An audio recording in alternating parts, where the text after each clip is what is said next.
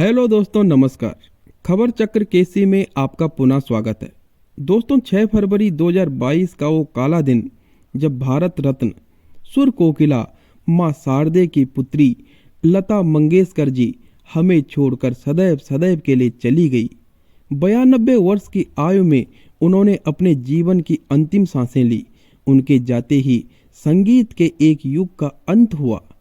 लता मंगेशकर जी को वक्त ने मौत की गहरी रात में धकेल दिया, लेकिन उनके द्वारा उनकी मधुर आवाज में गाए गए गीत संगीत को सदैव सदैव के लिए अमर कर गए।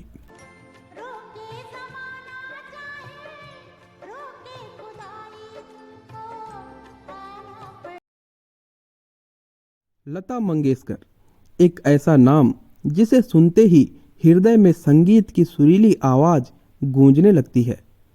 बताया जाता है लता मंगेशकर के कंठ पर साक्षात सरस्वती विराजमान थी। भारत माता की एक ऐसी पुत्री जो न सिर्फ भारत में बल्कि समग्र विश्व में अपनी सुरीली आवाज से लोकप्रिय थी। कहा जाता है कि समग्र विश्व उनके कंठ के बारे में जानना चाहता था और उत्सुक रहता था। आखिर उनके कंठ में ऐसा क्या है जिससे इतनी सुरीली आवाज निकलती है। अमेरिका के द्वारा उनके कंठ को लाखों डॉलरों में खरीदा गया, जिससे अमेरिका यह रिसर्च कर पाए आखिर लता मंगेशकर के कंठ पर ऐसा क्या है। इस वाक्य पर हम बाद में चर्चा करेंगे, उससे पहले एक और वाक्य आपको बता देते हैं। बताया जाता है कि पाकिस्तान लता मंगेशकर के बदले भारत को समग्र कश्मीर देने के लिए तैयार था। लता मंगेशकर की जितनी प्रशंसा भारत में की जाती थी, उतनी ही प्रशंसा सरहद पार पाकिस्तान में भी की जाती थी। पाकिस्तान में भी उनके प्रशंसकों की कमी नहीं थी, जिसमें सबसे पहला नाम नूरजहां का आता है। नूरजहां जो दुनिया की एक मशहूर गायिका थी, वह लता मंगेशकर की सबसे बड़ी प्रशंसक थी। एक वाक्य है कि लता मंगेशकर और नूरजहां के प्रेम ने सरहदों को भी तोड़ दिया और बागा बॉर्डर पर एक बार पाकिस्तान से नूरजहां और भारत से लता मंगेशकर मिलने के लिए गए। नूरजहां उनके लिए मिठाई और बिरयानी लेकर आई थी। दोनों जब मिले तो आपस में गले लगते ही फूट फूट कर रोने लग गए। भारत पाकिस्तान अलग होने का एक अलग ही दर्द दोनों में देखा जा रहा था।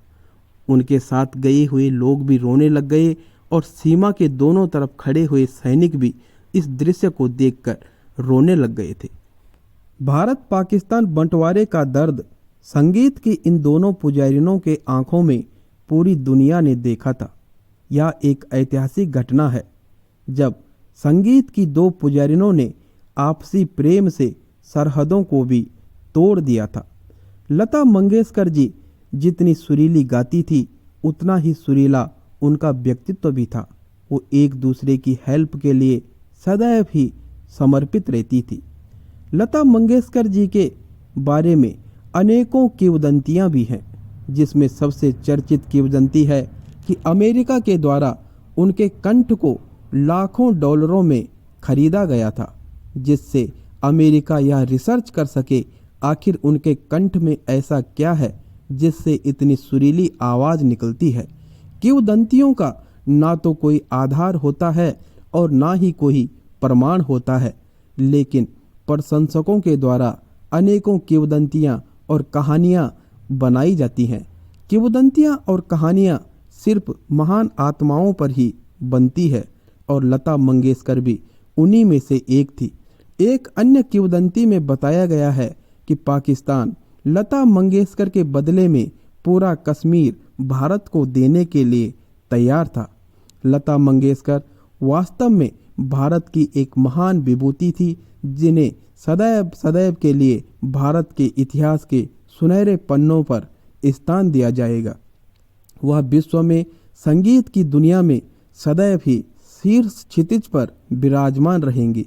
हम लता मंगेशकर जी को बारंबार नमन करते हैं। जय हिंद, जय भारत।